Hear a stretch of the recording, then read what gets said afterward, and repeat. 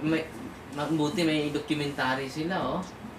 Yan din, ang Yan na dami. yung gabi na may inverted cross na yun sa mga... Kita ninyo? Mukha niya.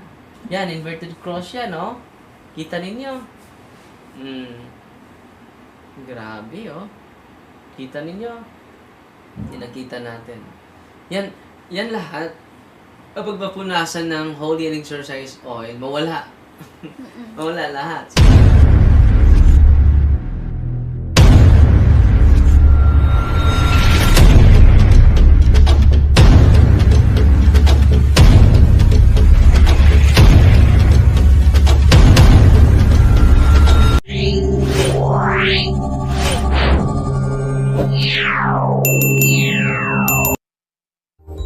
Magandang umaga sa lahat. Ako si Lane Kayla Tabla.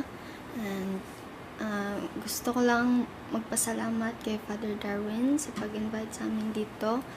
And of course, my parents, pinayagan niya kami pumunta dito. Yan lang. I-greet mo yung nanay. Pangalan ng nanay mo. Rowena Tabla and Alan Tabla. Kapatid Hi, mo din. parents. Hi, parents. Hi, Ate Ana, Zenet. So, sana hindi na ito maputol ngayon, no? Dahil kagabi na putol, akala ko while nag-live tayo, ma-recharge yung hindi pala gumana yung adapter natin, no? At pasalamat din tayo kay Sir Elton sa Limbangan na nag-provide sa atin na maging widen yung horizon ng ating video, kuhang-kuha yung buong natin, no? Wide yung kuha sa video natin ngayon. Nanonood natin ngayon dahil si Mary Claire Reyes, si Rosario Madro Niro, no? Morning. Sa inyong lahat. Si Jeanette Maravillas Portes. Hello, Father Darwin and Hubert Gitcano. Good morning po. Shout out from Bukidnon. Marami tayong mga taga-subaybay sa Bukidnon. Kunin mo ito. Nay. Anak lang. So, oops.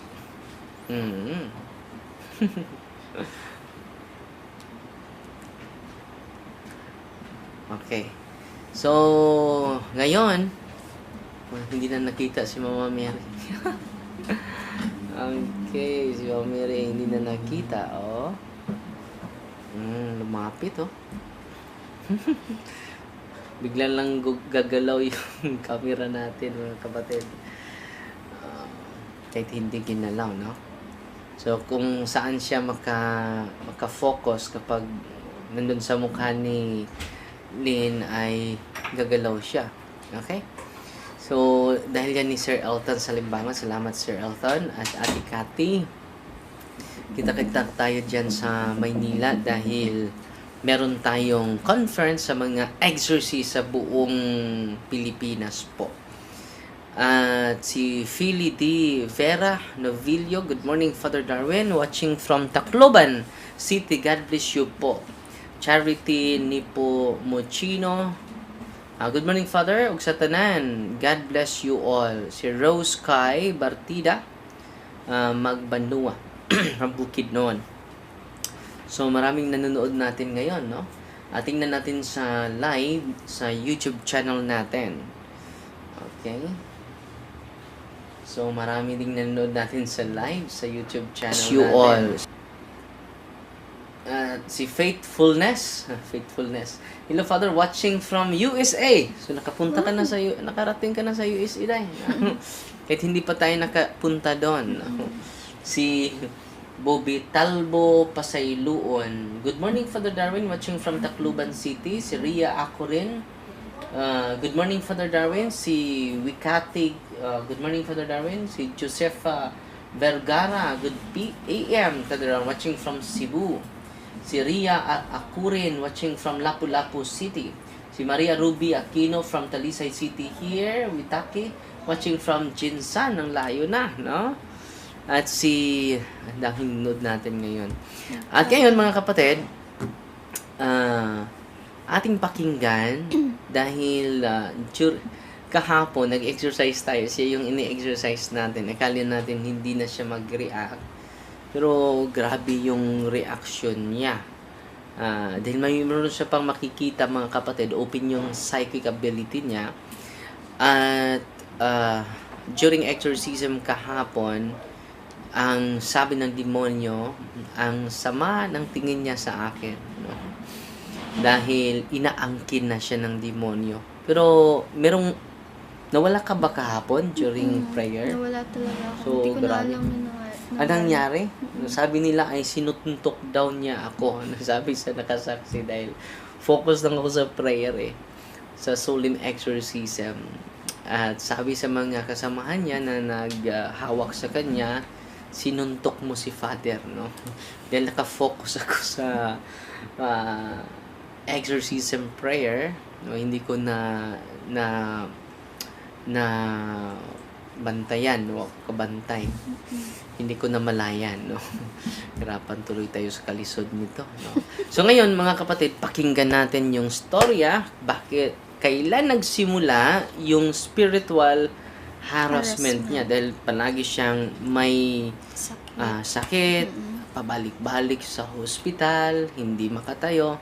So, ngayon, pakinggan natin si Inday Lynn Kayla Tabla. Magandang umaga sa lahat. Gusto ko lang i-share yung na-experience ko. Because I was naharas ako ng demonyo. Last year, August, meron akong pasa dito sa mukha ko. Parang pasa ng bugbog. Tapos, dito sa katawan ko, may mga dots na itim. Tapos, my parents, nag-decide sila na pumunta ng albularyo. Kasi hindi pa namin alam na bawal pala Pero yun unang pinuntahan niyo mga albularyo? Albularyo Hindi talaga. doktor? Hindi doktor. Unang pinuntahan namin albularyo. Dinala ako sa Bukidnon, sa Danao, Cebu. Bukidnon? Bukidnon, ano yung lugar? Sa Cebu pa rin? Danao. Akala ko Bukidnon sa Mindanao. Si patuloy. Tapos may Dinala ka na doon. dinala na ako sa albularyo, tapos may binasbas siya sa akin na ewan ko, dahon yun Dahon ng ginamit. Dahon ng ginamit, tapos may ritual ata yun. Tapos pag uwi namin, nawala yung pasa, nawala yung mga dots sa katawan ko. Tapos akala namin okay na. January 2024, bumalik Ang mga pasa. Bumalik yung mga dots. Wala Pero nang sa- pasa, pero may mga dots. Pero pumupunta ka pumupunta pa rin kayo. So paglapit niyo sa albularyo, gumaling ka. So you Gumaling receive temporary healing. Patuloy. Tapos, nag-decide ulit yung parents ko na dalhin ako sa albularyo. Tapos, yung husband ng cousin ko, sabi niya, wag daw po ako dalhin. Dahil hindi daw yun pwede. Kasi nanonood siya sa'yo, Father Lagi na siyang sumusubaybay sa programa natin. Tapos, nakinig din naman kami. Hindi ako dinala. And yung wife ng uncle ko, binigyan niya kami ng mga sacramentals. Binigyan niya kami ng holy oil. So yung wife ng Uncle ko. uncle mo. Binigyan niya kami ng holy salt. Nag-sprinkle yung mama ko sa room namin. 3 days yun, pabalik-balik yung mga dots sa katawan ko. 3 days. Wednesday ng gabi, nag-sprinkle yung mama ko sa room namin ng holy salt. Tapos, akala namin hindi na babalik. Natulog na kami. Tapos, ginising ako ng ate ko para i-check yung katawan ko if babalik pa ba yung mga dots. Tapos, chinek niya. Meron ulit. Pagkita niya sa mukha ko, may mga inverted cross na tumatak dito sa Inverted cross. inverted cross. Nakita ko yun pinakita mo sa atin. And then, grabe, ang daming inverted cross. So, matapos yung paggamit nyo sa Holy salt. sacramentals, yung holy and exercise salt, may oil ba kayo? May Holy oil. and exercise oil. At may tubig din kayo? Mm-mm. Kumpleto. Mm-mm. And then, gabi yun 11 p.m. Nag-decide yung parents ko na nadalhin ako sa mga simbahan para i-bless ako. 11 p.m. Dahil natatakot sila sa inverted Natatakot cross. sila. Kasi, Matapos ito, paggamit ninyo sa mga religious sacramentals. Parang na-trigger ata yun nagalit. Nagalit siya. So, may mga inverted cross na dinala ako sa mga May picture simbahan. ka ba doon? Ipakita natin. Na- Ipakita natin, pakita natin sa video dahil Kili. Yung, i-check muna ni Kili, no? Ipakita niya dyan sa video natin, sa monitor natin yung mga pasa niya at may inverted cross. Just imagine after using, ilang beses kayo pumunta sa albularyo? Nung August isa lang. Kaisa lang. Pero, matagal na po Yun. talaga kaming Pakita natin. Mm-mm. Makita ba ninyo? Yung hindi malinaw, no? Yan ang mga inverted cross. Lapit mo na eh. Yan! Yan ang mga inverted cross. Nasa kanyang kamay, nasa kanyang mukha. Pero hindi masyadong malinaw, no? Yan mga inverted cross. Bigla lang lumitaw. So, sa buong katawan mo yan. Pati sa mga paa mo. Meron. Nandyan din mga inverted cross. Tapos dito sa mata ko may mga line, parang luha. Tatlo. Pero anong line. ginawa niyo niya? Anong ginawa ninyo after that? Pinahiran namin ng holy oil. Yung mga inverted cross. Mga pula yun eh. Mga pula, di ba? Pinahiran Kulay namin. pula. Nawala. Yung mga inverted cross, kulay pula. And then, after napahidan niyo yung mga inverted cross sa buong katawan mo, ano nangyari sa Nawala. marka? Nawala yun. Nawala. By the way, yung inverted cross, kung i-search ninyo, maliban sa cross ni San Pedro, it is a satanic cross. Kapag si Kristo ang nasa cross, i-invert yung cross ni Kristo, it is a satanic cross. No? So, mayroon ding Saint Peter cross dahil ini-invert si Pedro sa pagpako sa cross. So it is a satanic sign, mga kapatid, di ba? And then, buong katawan niya, pati mukha niya, ay may inverted cross. At nung pinahira ninyo na mga, ano yung Holy pinahid oil. niyo? Holy Holy oil oil. lang. So pinahidan ninyo. Right after, sa pagpahid, Nawala talaga. right after, instant, nawala. So grabe, no?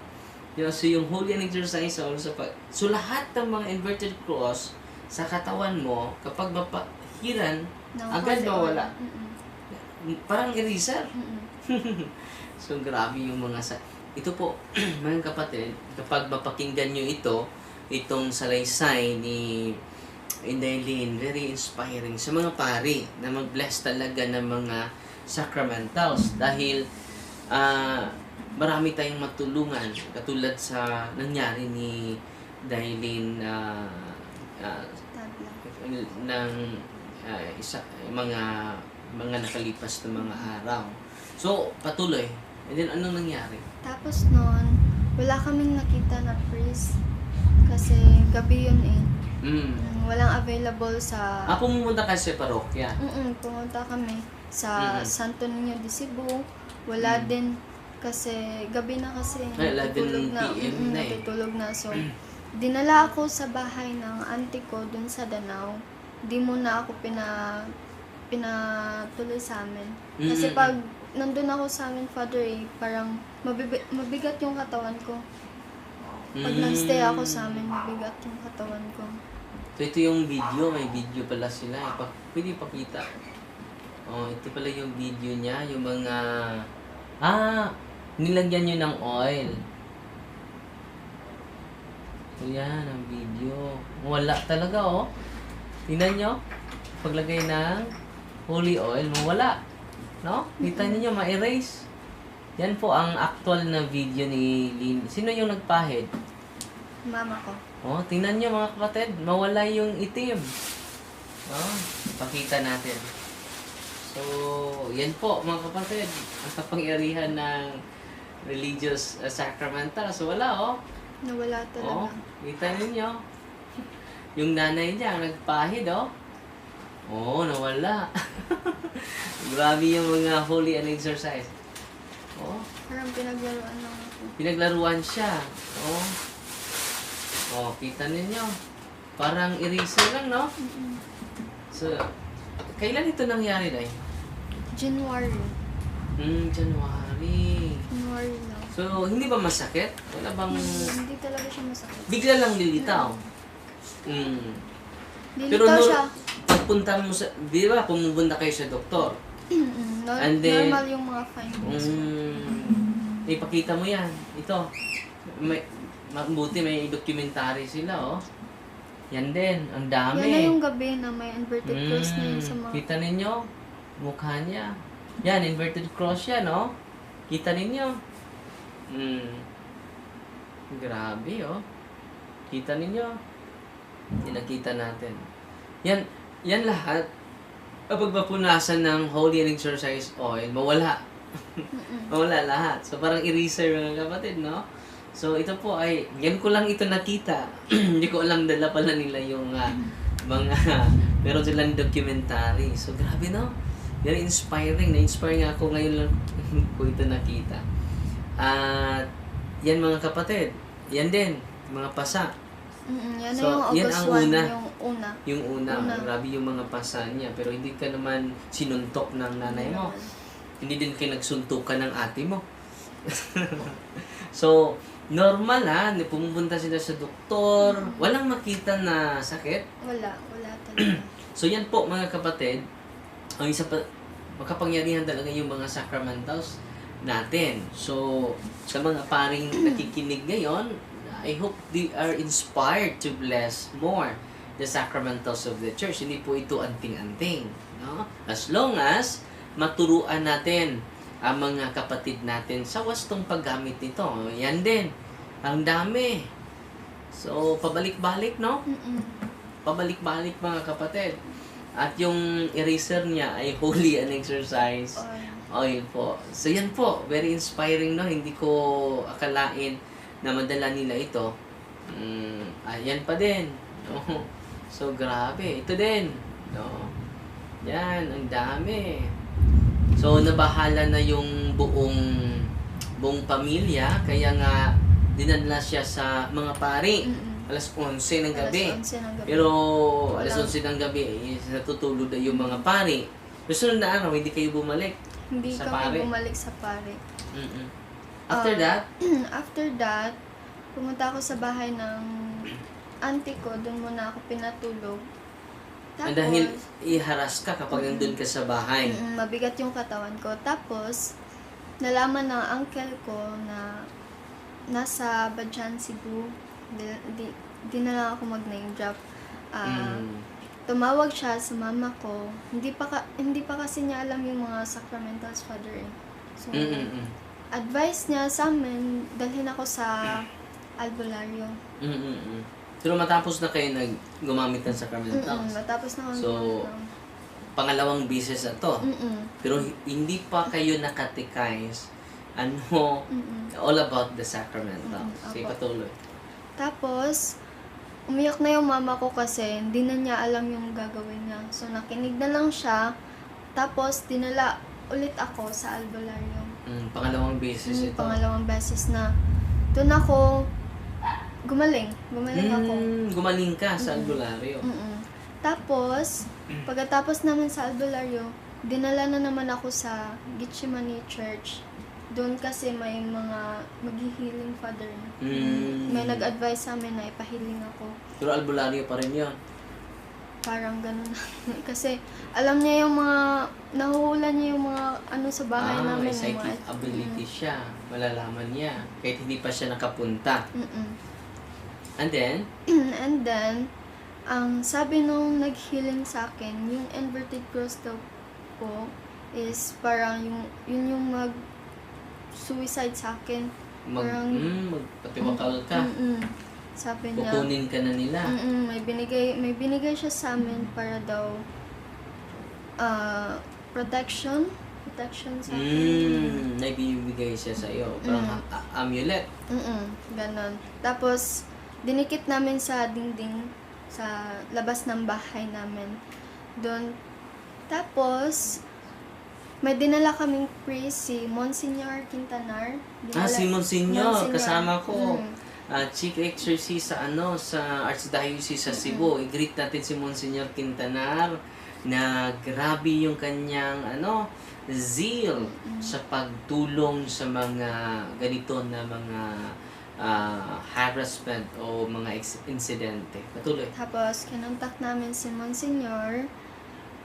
Pumunta siya sa aming bahay.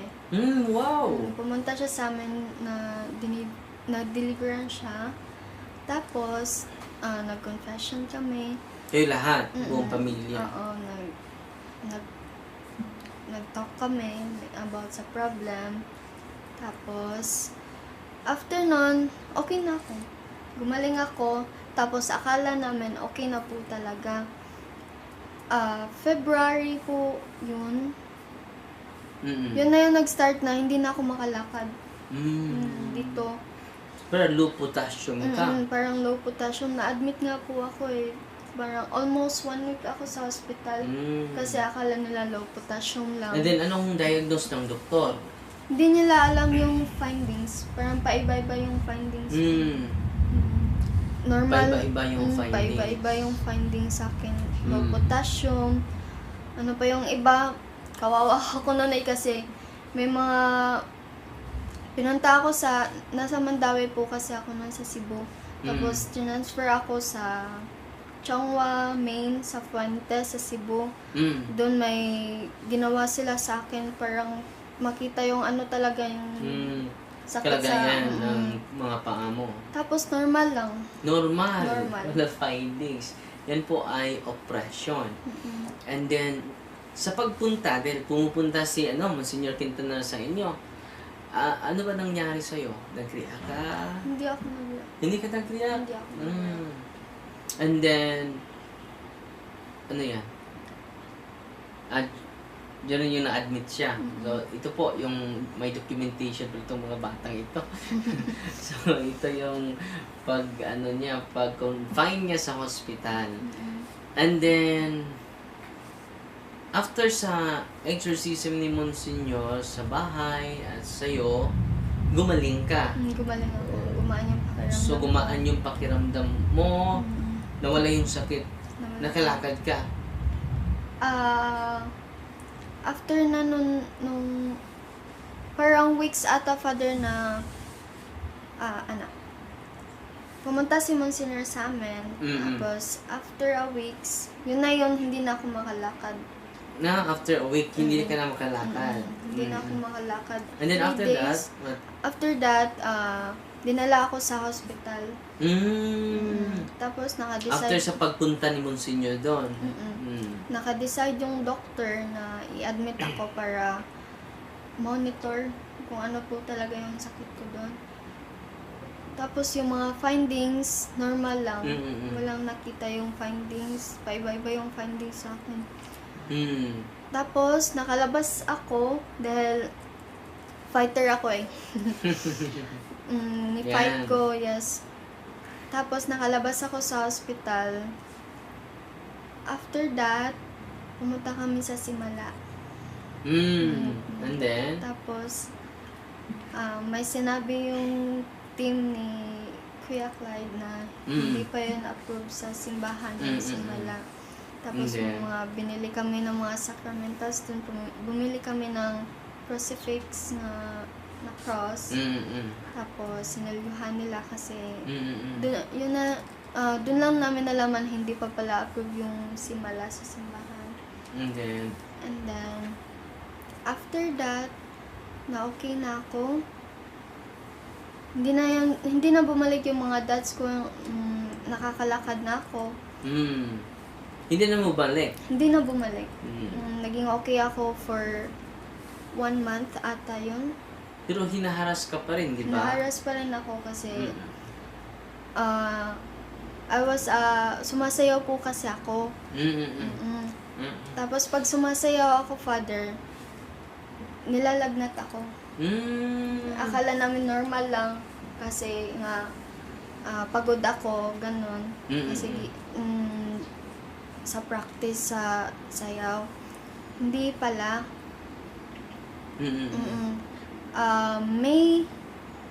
May ata yun na bumalik na naman yung dots sa katawan ko.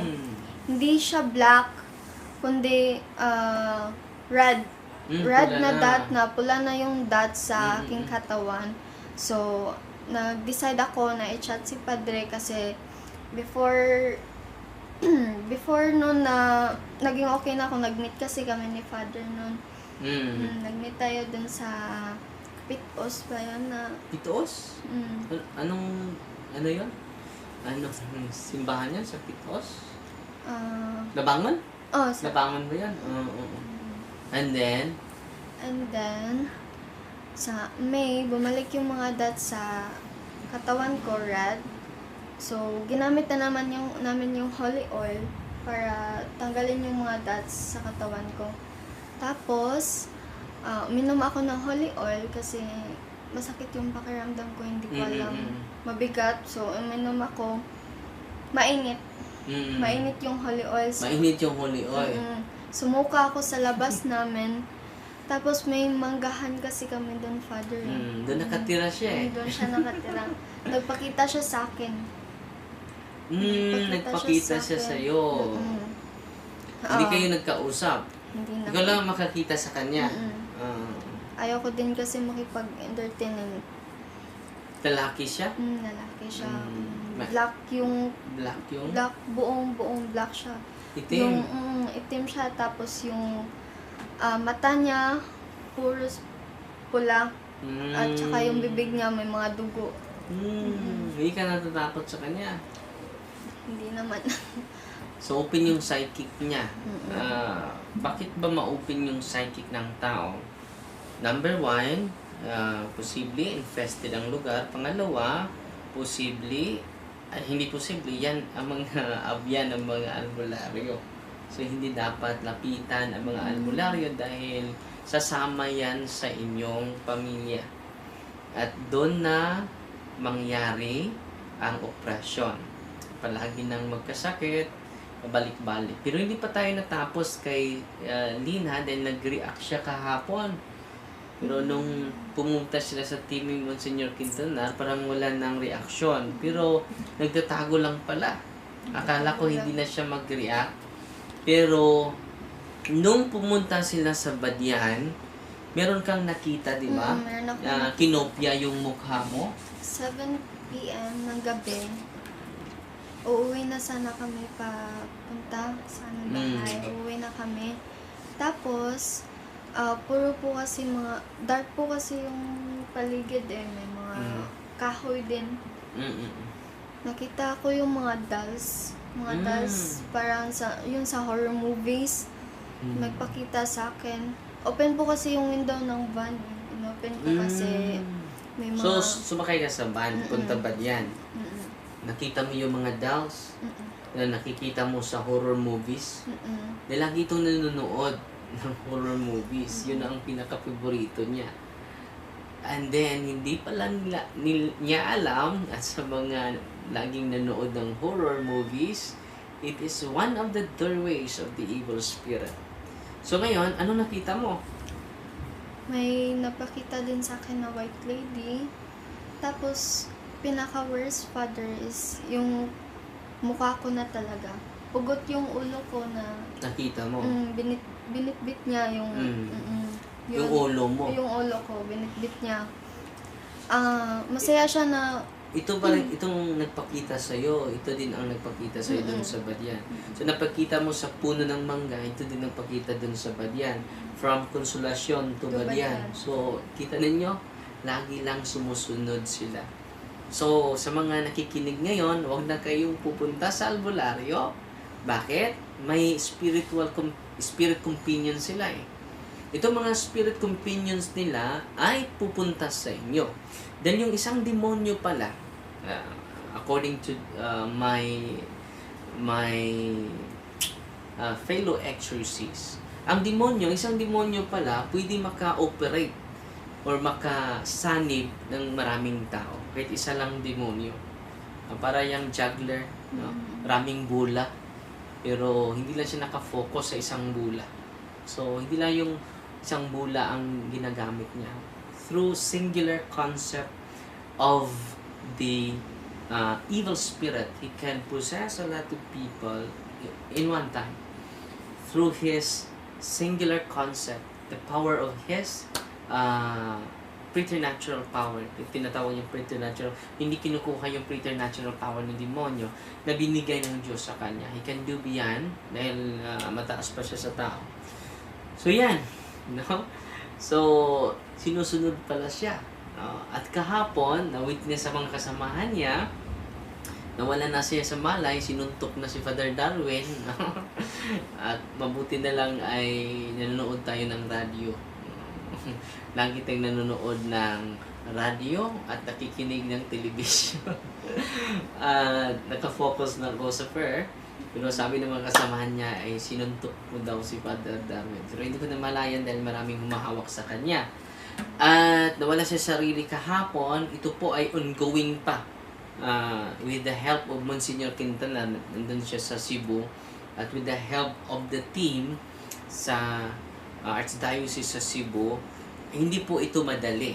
So ngayon, sa pagpunta nila dito, gusto ko mapunta din yung nanay at tatay niya para ma-empower natin sila lalo to do deliverance dahil matatakot sila eh. No? Ang team natin ay mag-facilitate lang para hindi sila dependent sa team, kundi dependent sila sa Panginoon. Through the sacrament of baptism, they receive the power of Jesus directly from Jesus. Lalo-lalo yung tatay, yung nanay, magkaisa yung buong pamilya sa paglapit sa Mesiya. Pero ngayon, pagprating daw niya dito sa Valencia, biglang lang namigat yung katawan mo. Lalo na yung paa ko. Yung paa niya. Kahapon, nung ine-exercise natin siya, doon na bumalik yung consciousness niya sa pagpainom nating holy exercise, oil, at bugwak na day ang holy exercise. Sinukan niya yung yung holy exercise oil. Sabi sa kanya, very hot, mainit na mainit. And then nung binagyan ng holy exercise oil yung paa niya, doon na siya nagkamalay, no? Meron ka bang idagdag na i-share na specific experience mo? Reminders, Father, sa mga reminders mo sa mga bata. Teenagers, please avoid watching horror movies. Isa yan sa mga doorway. Tapos maging loner, wag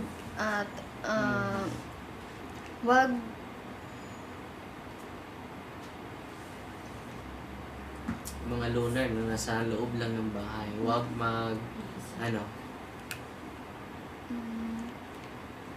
wag gustuhin maging mag-isa. If you have problem, talk to your parents. Also pray. Hindi nakakatulong yung pagiging mag-isa.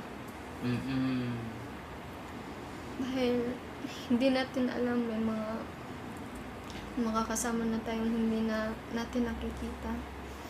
And also, if you are depressed, pray lang.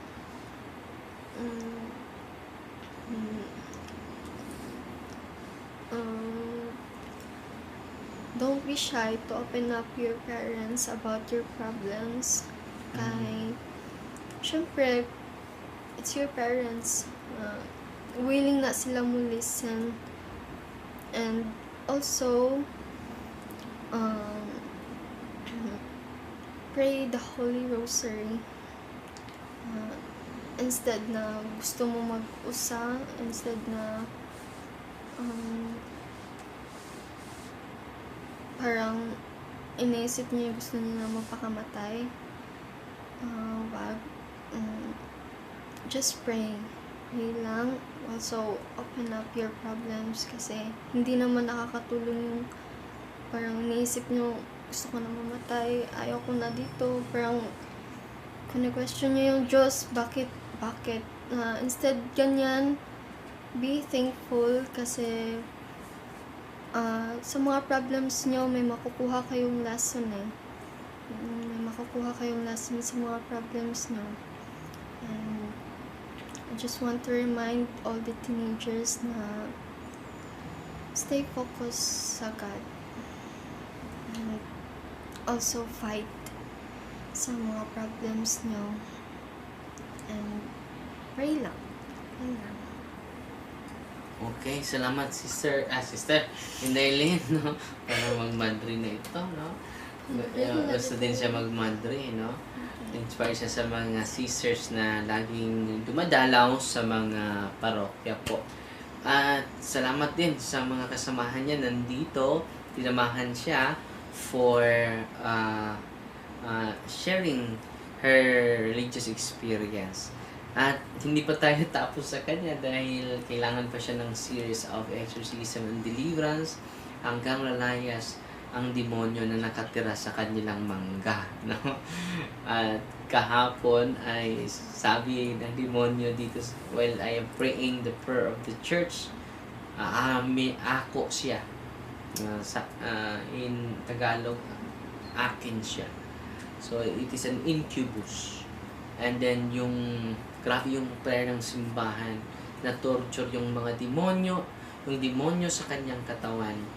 Okay siya, pero during exorcism, solemn renouncement, na gusto ko na makipag-usap sa kanyang nanay at tatay to empower them, sila mag-deliverance, hindi exercise, mag-deliverance sa bahay nila using the sacramentals of the church, the prayer of the church. Dahil kapag hindi ito ma-empower yung tatay at nanay niya, maging malaki yung influensya ng demonyo sa kanilang pamilya. Okay? Salamat Daylin sa iyong hindi na naputol. Salamat sa Diyos, hindi na naputol. At full charge na din yung Yulo Live natin. Excited na sana yung mga nanonood kagabi, pero okay lang, there's time for everything. And then abangan din ninyo, ma-interview natin si Brother Almer from Corilla po, isang binatilyo na 17 demons, yung demonyo na kapasok ni Daylin kahapon, isa lang, no? Hindi pa nagbanggit ng pangalan, no? At ang sama ng tingin ng mga demonyo sa akin, yung demonyo yon during exorcism ko. At ngayon din, may exercise din tayo sa office natin. By the way, ang office natin from Thursday to Sunday open po. Dapat 8 AM nandito na po kayo. Dito sa sentro, sa Valencia, sa San Antonio Parish, mga 2 kilometers from the town. Nandun na yung Anas, Valencia, Bohol. Nandun po ang Office of Exorcism, Deliverance of St. Michael, the Archangel Ministry po. At sa sunod ng mga araw, isa yan sa mga project natin para magtayo na tayo ng Permanent Office of Healing, Deliverance, and Exorcism of St. Michael the Archangel, Ministry of the Diocese of Tagbilaran sa sunod na araw. So, God bless you po.